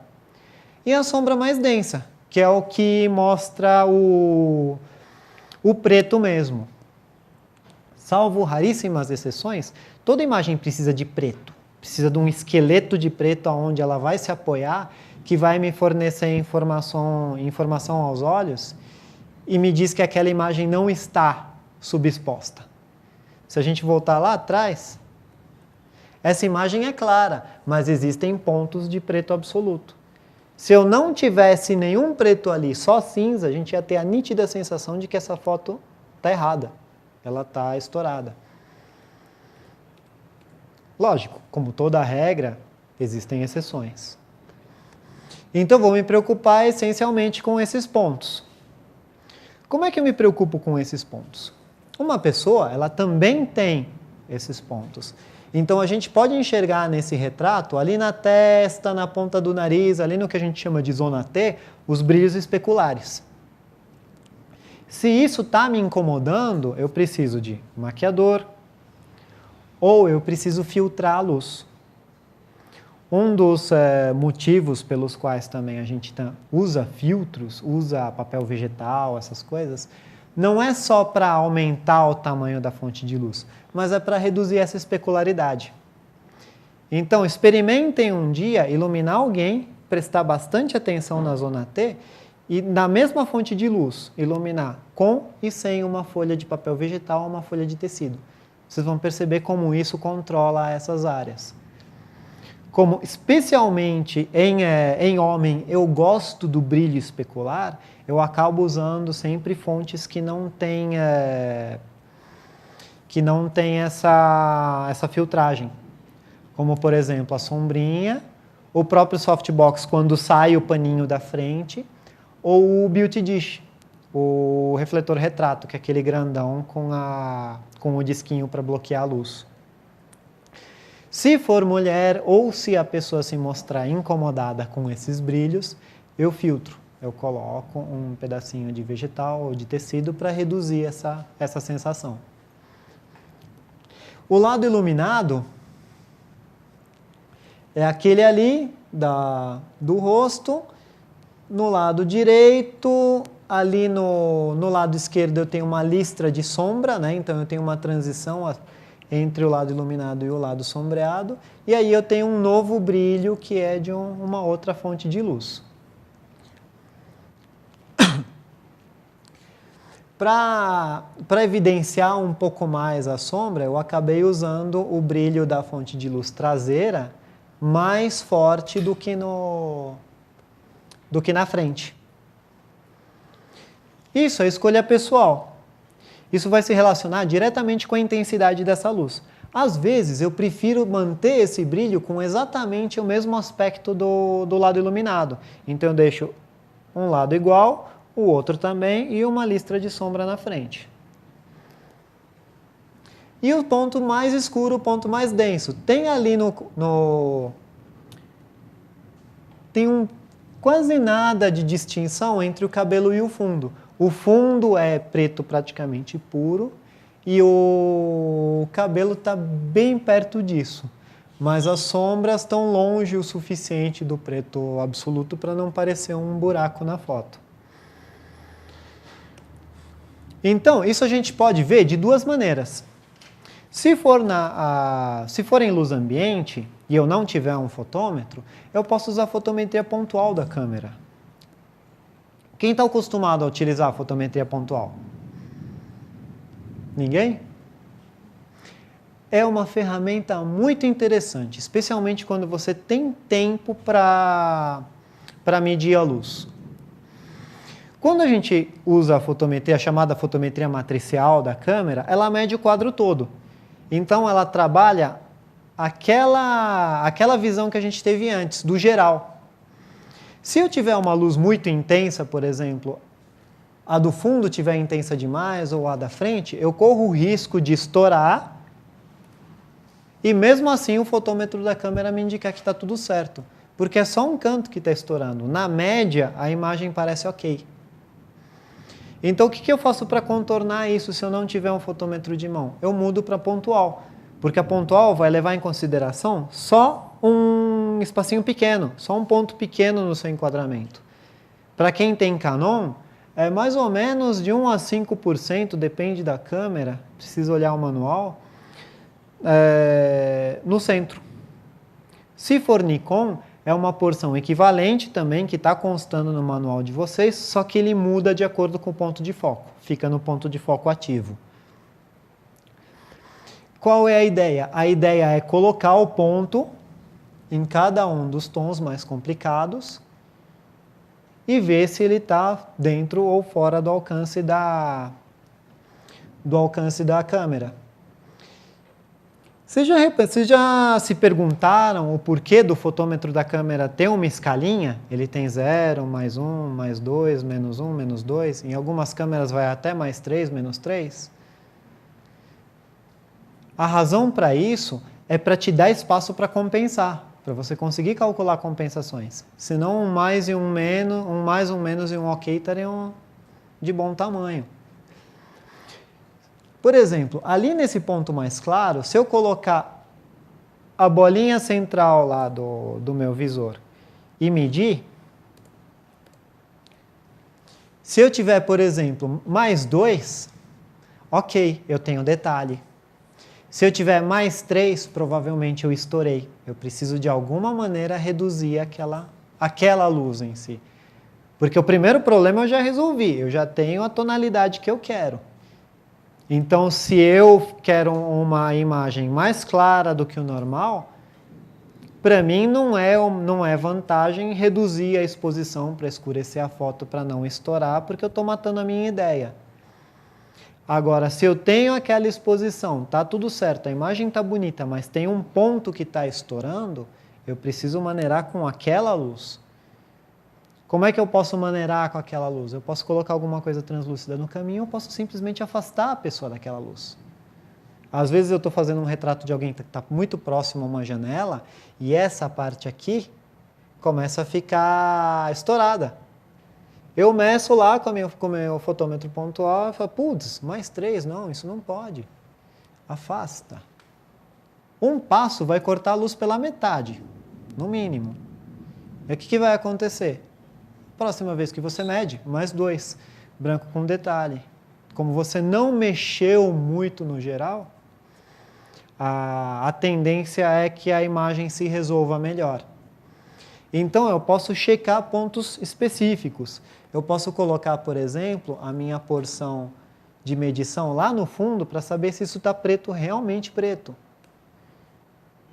Se ele me der naquela exposição, naquela regulagem que a câmera está, se ele me der menos 3, provavelmente eu vou estar muito perto do preto chapado. Se tiver menos 2, ainda vai ter alguma textura. E aí cabe a mim decidir se vou resolver isso com luz, eu vou cortar de alguma maneira a luz, ou se eu escureço na pós, se for fácil. Faz sentido para vocês? Perdi alguém pelo caminho? Em 2 horas e meia não dá para aprofundar muito esses temas, né? Mas esse conceito ele vem de um negócio chamado sistema de zonas, que pouca gente usava no filme, porque era terrível de estabelecer. Você tinha que fazer toda uma série de experimentos, de processos, para ter uma ideia, para aquela coisa funcionar para você. Hoje em dia, no digital, é super tranquilo, porque no filme era complicado você repetir o mesmo processo para ter o mesmo negativo todas as vezes. No digital, não. É só você clicar com os mesmos parâmetros, abrir no seu software favorito com os mesmos parâmetros. Vai estar sempre do mesmo jeito. Então, o sistema de zonas funciona muito bem no digital. É só a gente saber adaptar. Tem vários artigos sobre isso na internet. Infelizmente, acho que pouquíssima coisa em português. Mas tem bastante gente que usa isso para garantir a fotografia. Por exemplo, fotógrafos de casamento. Num ensaio de noivas, o vestido de noiva é sempre um pesadelo. Como é que a gente faz para não estourar? Se eu estou trabalhando com fotometria pontual e eu sei até onde minha câmera segura o detalhe, isso aqui é só uma base, depende de câmera para câmera. Mas se eu sei que se a minha câmera segura tranquilamente o detalhe no branco até +2, é só eu colocar o fotômetro, a bolinha do pontual no vestido de noiva, na parte mais clara e ver. Se eu estou no +2, perfeito, estou na minha rede de segurança, não vou ter detalhe. Não vou ter problemas com detalhe, na verdade. Se eu tiver em +3, aquilo está estourado.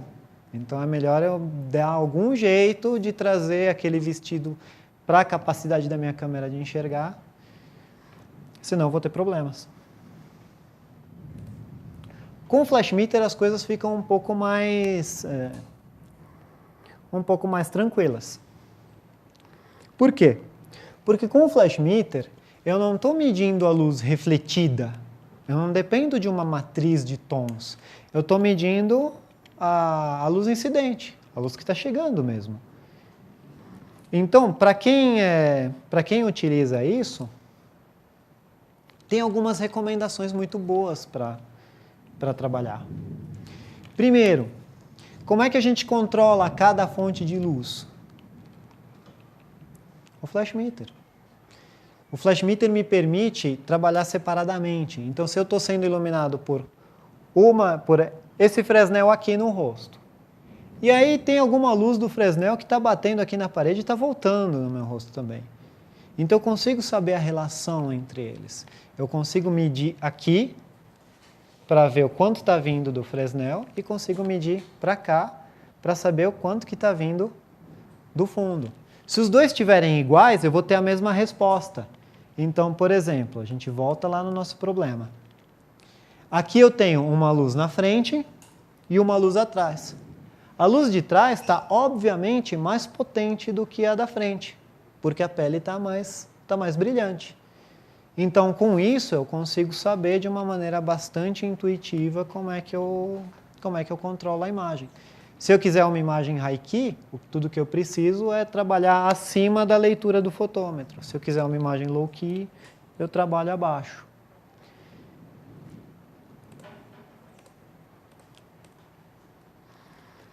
E aí, cada câmera consegue ler uma determinada distância entre tons. Então, vai ter eu não sei se vocês perceberam já, tudo que a gente fotografa aparece mais contrastado do que a gente enxerga.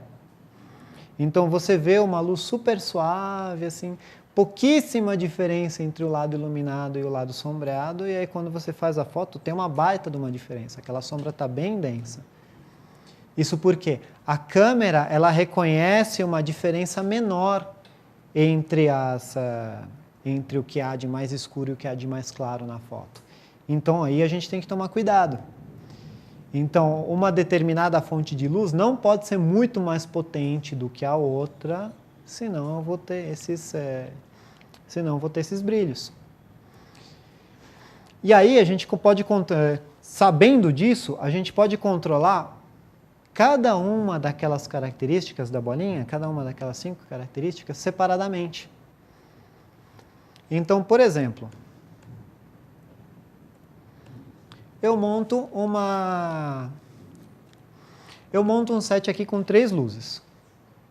Por que 3? Uma principal, que ilumina o rosto. É a luz para a qual ele está olhando. Uma luz lateral, que vai criar esse brilho na orelha. E aí, a luz principal, ela cria essa sombra no meio do rosto. No começo, essa sombra estava muito escura. Então, como é que a gente clareia uma sombra? Como é que a gente controla essa sombra? Com luzes de compensação. Uma luz mais fraquinha, mais espalhada, normalmente de uma fonte bem maior, que tem como única função clarear as sombras. Então, aí eu tenho 3 leituras diferentes. Eu tenho a leitura da principal, eu tenho a leitura da compensação, da sombra, e tenho a leitura aqui atrás, da luz lateral, que vai me dar o recorte, vai me dar o brilho. Se as 3 estiverem iguais, eu tenho luz de TV. Por quê? Eu não tenho nenhuma diferença de tonalidade, está tudo iluminado por igual. A diferença aí está construída a partir da diferença de potência das luzes. Então, a primeira luz está numa potência X. A luz de compensação tem que estar abaixo, porque senão ela mata a sombra da luz principal. Então, ela está, nesse caso, acho que ela está uns 2 pontos abaixo. Isso significa o quê? Que ela tem 1/4 da potência. Se eu tivesse num flash com carga total, a de compensação estaria em 1/4. Isso garante que eu tenha alguma sombra. E a outra de recorte está mais potente que a principal. Ela deve estar mais ou menos com o dobro da potência para dar esse brilho todo. Então, controlando cada uma delas, a gente controla essas tonalidades e vai criando um repertório. Por exemplo, aqui eu tenho uma diferença leve. Tem 2 luzes aí também. Tem uma principal,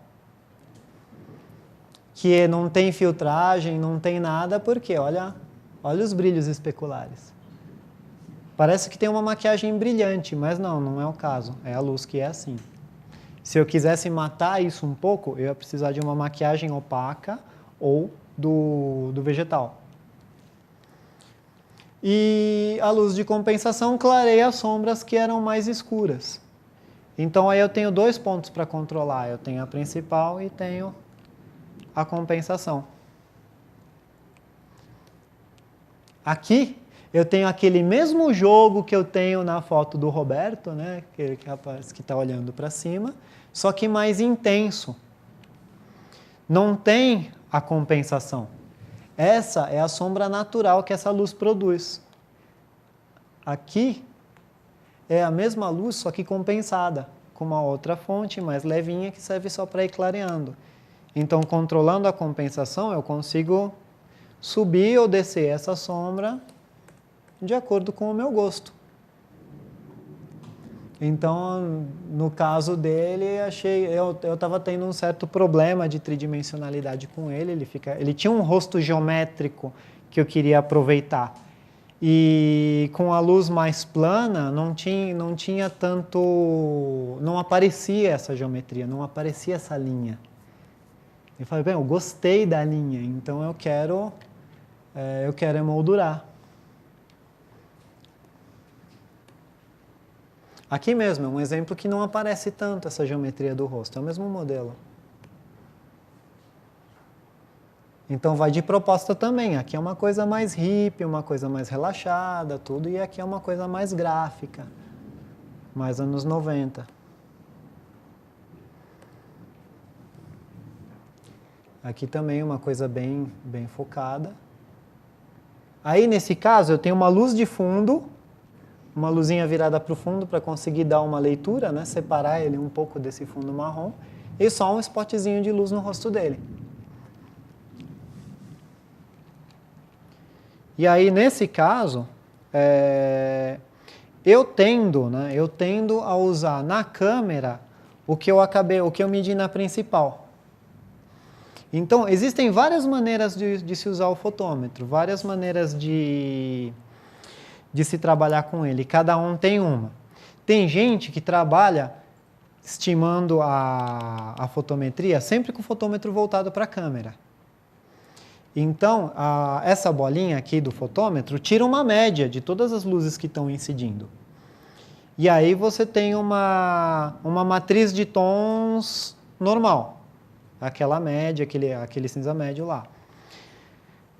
Eu, por conta de trabalhar muito com essa luz mais focadinha, com sombras mais densas, tudo, eu acabei me acostumando a trabalhar com o fotômetro virado com a principal. E aí o que ele me dá na principal eu coloco na câmera. Então o que eu recomendo? Testem. Testem, experimentem de uma maneira, experimentem da outra. Tem muita coisa que a gente vai desenvolvendo que ajuda muito no fotografar, assim, no desenvolvimento de uma maneira específica de fotografar. Então não existe um padrão, uma regra impossível de quebrar, existe um ponto de partida. Se eu precisar passar por cima desse ponto de partida, eu vou passar. Então, o que acontecia comigo? Eu sempre fotometrava com o fotômetro virado para a câmera. E aí, em cima disso, por questão de gosto, eu acabava escurecendo ou clareando um pouco em relação àquilo e continuava fotografando.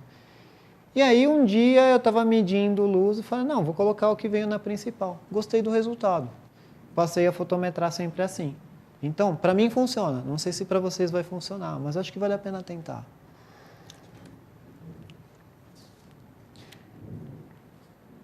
Aqui também, isso é luz ambiente. Na verdade, foi aqui na frente. Que é a luz do sol. Luz do sol, pesada, quase meio-dia, estava projetando umas sombras horríveis. Então, como é que a gente resolve isso? Ou leva para a sombra, ou fotografa mais tarde, ou muda o ângulo da luz. Então, nesse caso, a questão foi colocar o rosto da moça alinhado com a luz. E aí a própria iluminação vai ditando o processo da foto, né? Porque por que alguém estaria fazendo assim numa foto? Não sei. Então, como ela tinha o cabelo bonito e ela tinha facilidade com movimentar, pular, sem perder a compostura, né? Eu pedi para ela jogar o cabelo para cima. Ela começava inclinada e jogava o cabelo para trás. Como ela conseguia fazer isso sem perder a classe, acabou rendendo uma foto bem interessante. Aqui é luz praticamente sem contraste, por conta era dia nublado. Aqui luz bem marcada. E qualquer uma dessas fotos, se a gente submeter para daquele checklist, todas elas vão acabar se encaixando. Então, em relação a contraste, vocês já perceberam que quanto mais perto a gente está da fonte de luz, mais contrastado fica? Então, se eu estou mais ou menos afastado de uma fonte de luz, a diferença de luminosidade entre o meu lado iluminado e o meu lado sombreado é pouca. E eu fico mais escuro no geral. Conforme eu vou me aproximando de uma fonte de luz, a diferença entre esses dois lados vai ficando cada vez mais evidente. Então, como é que a gente joga com o contraste? Basicamente com essa distância. Tem um troço chamado lei de Lambert, ou lei do quadrado da distância, que rege um monte de coisa no mundo, principalmente luz, e que quando a gente ouve o enunciado, o cabelo fica em pé, né? Que a luz vai caindo de acordo com o dobro do quadrado da distância, se não me engano. Você fala, pô, o que isso quer dizer? Na prática, significa isso, que quanto mais eu me afasto, mais cai a intensidade. Então, uma foto com um contraste mais alto, mais dramático, vai ser conseguido com uma fonte de luz pequena a curta distância. Por que a luz tem que ser pequena? Porque se ela for grande a curta distância, ela vai ficar suave. E aí eu não vou ter o desenho que eu quero. Então, se existe algum segredo nessa história de desenhar sombra, é esse jogo, tamanho da fonte de luz, distância da fonte de luz. E é por isso que existem acessórios dos mais diversos tamanhos, para a gente poder ter esse jogo. Um contraste médio, ele vai ser conseguido com uma luz grande a média distância. Nesse caso, eu coloquei um softbox no esquema, mas era uma janela. Só que a janela era mais ou menos do tamanho de um softbox, então tanto faz, na verdade. Se é luz artificial, se é luz natural, não faz diferença. E baixo contraste, eu adoro isso também, em que a diferença entre o lado iluminado e o lado sombreado é quase zero. E a gente tem só um pequeno índice de sombra ali para dar tridimensionalidade. Tem separação entre queixo e pescoço? Tem. Desenho do nariz está aí? Tá. Desenho da máscara do rosto, a lateral do rosto está aí? Tá. Tem luz nos olhos? Tem. Responde aos meus 4 pré-requisitos, mas tem essa diferença quase zero do contraste que me agrada muito. Só que aí a luz tem que ser bem de longe. Se a luz tem que ser bem de longe, ela se torna aparentemente pequena. E aí o que acontece? Ela fica dura. Eu não quero essa sombra marcada, eu quero essa sombra suave. Então, nesse caso, é uma luz muito grande a uma longa distância. Essa foto foi feita aqui, então a Letícia, a modelo, estava aqui, provavelmente, e ali naquela parede tinham 4 flashes apontados para a parede, que produziam um quadrado mais ou menos dos seus 2 metros, 2 por 2. O equivalente a um softbox de 2 por 2, ou a uma grande janela. E aí você tem essa luz bem matutina, assim, bem leve.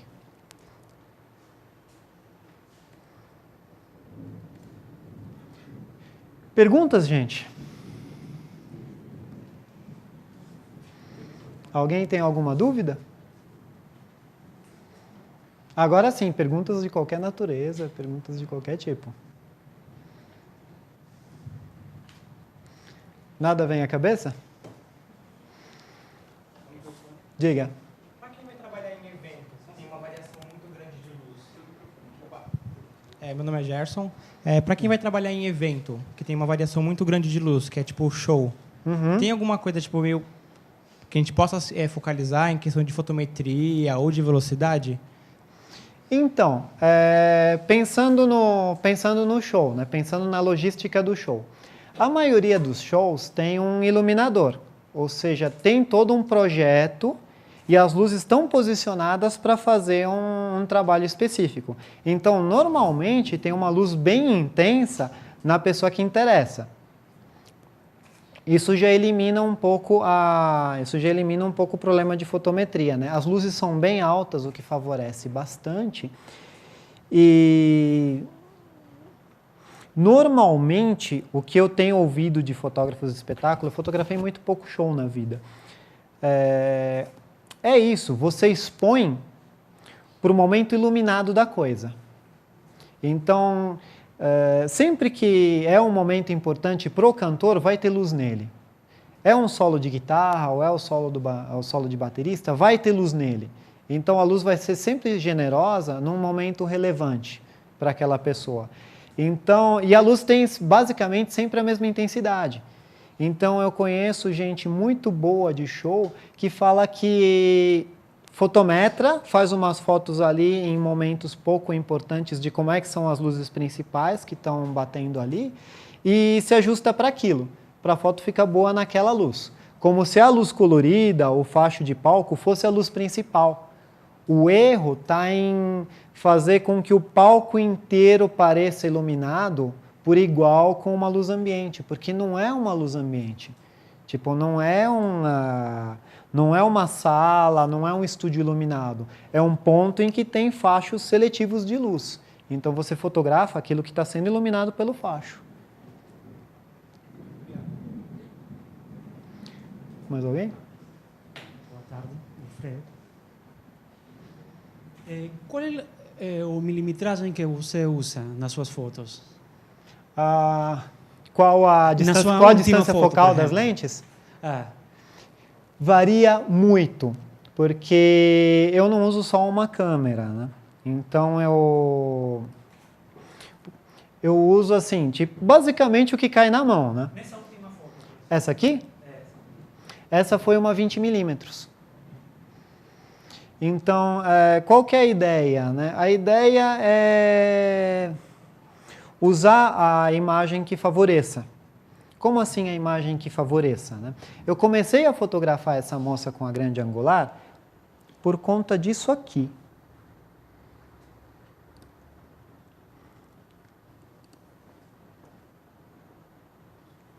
Essa foto. Por quê? Ela estava com uma roupa linda, que era uma pantalona, etc. E eu imaginei uma coisa enorme, assim, uma coisa longa. Ela era alta, mas ela não era tão alta assim. Mas ao ver assim, o jeito que ela se movia, o que me veio à cabeça foi uma coisa muito elegante e muito longa, né? Então, peguei uma grande angular, sentei no chão e comecei a fotografar. Então, cada gesto dela harmonizava com a roupa, porque alongou tudo, alongou ela também. Os retratos partiram disso. Então, quando eu cheguei nesse ponto... Cadê? Acho que está... Aqui. Esse é o retrato completo. Então, não distorce, porque ela está longe, ela está no centro. Mas a ideia foi dar um ar, assim, um espaço vazio em volta dela. Então, eu acabo usando a lente que corresponder à minha ideia. Eu não me prendo muito a isso de que lente 100 milímetros funciona para retrato e 20 milímetros não. Porque a 20 milímetros funciona, desde que você esteja na distância correta, enquadrando do nível certo. Então, qualquer lente em que você olhe através dela, olhe para a pessoa e fala, nossa, que linda, serve.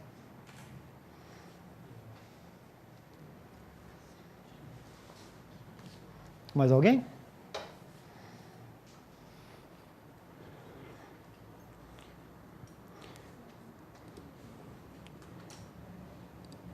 Vou correr aqui.